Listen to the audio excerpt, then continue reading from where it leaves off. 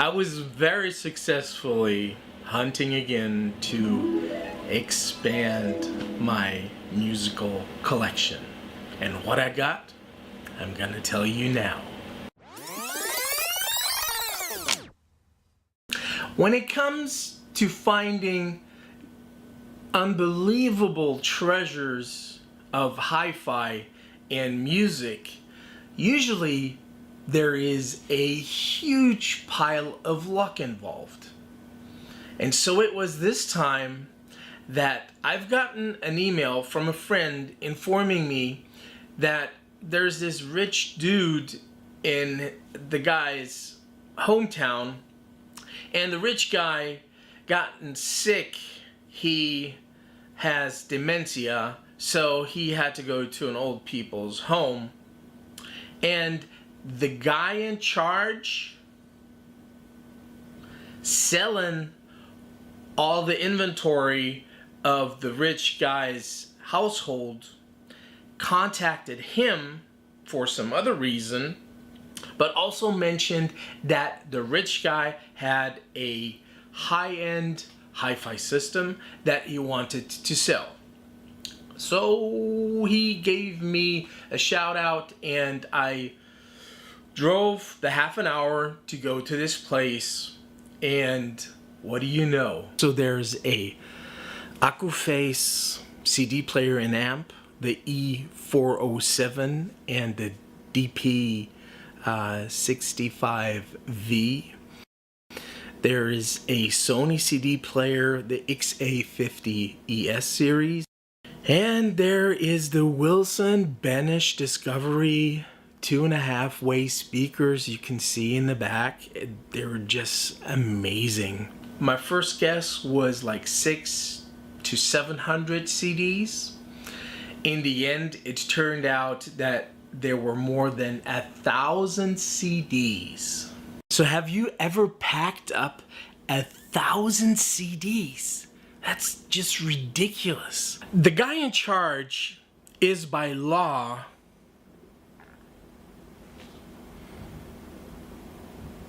verpflichtet.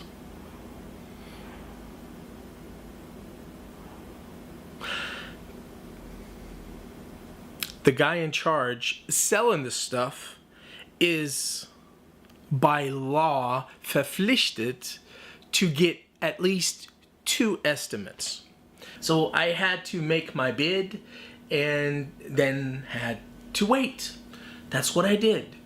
And just about the time I was thinking of giving the guy a call and asking him, well, was my bid too low, or what was the other bid? He mailed me and said, you got the deal. I couldn't believe it. So when I got there, I was amazed. I mean, I've looked at the stuff before, but packing it up was just ridiculous. I had to drive twice with my van to get all that junk back there to my shop. The former owner of all this stuff, he was really into high-end, so he put a new power cable on the Sony, a real thick one. I've gotten a huge box full of cables. I've gotten also there was a Brinkmann preamp out in his little shack. I rescued it from there, and it needs recapping what I'm doing right now. I can show you in a sec. So I got all this really great gear for a low 4-digit number. I couldn't believe when the guy mailed me and said, you got the deal. When I packed up, I talked to the guy that's in charge of selling, and I've asked them, well, how much was the bid from this other guy? And he told me, well, he was 500 euros over your bid, so he wanted to pay more. And I'm like, well, why did you sell it to me then, not to him? And then he was like, well, I already accepted your offer, and a day after I mailed you, and actually I mailed him back and said, great, I'm coming on Monday picking up the stuff. So a day after that, this other guy gave his bid, and that was 500 over mine. I guess I was lucky again. This was just a ridiculous find. Along the cables, you wouldn't believe what this guy had in store. So that was basically the story on how I got all these new toys. And to be honest, I really was happy when I got rid of a lot of hi-fi stuff, because this place looked more of a hi-fi and a record shop than it actually was a graphic artist place. So I decided, okay, I'm gonna have this little corner where I'm gonna set up just a little decent system where I can play my music, and I'm just gonna forget about all the rest. I'm gonna sell off my little treasures that I got stored away, because what's the use in keeping these things? They should be used. So that was maybe a month ago. And now, as you can see in the background, I got set up again another rack to house the accuphase. And now my dilemma is, okay, what am I gonna do? I had this beautiful setup, and the accuphase is too huge to go in this corner.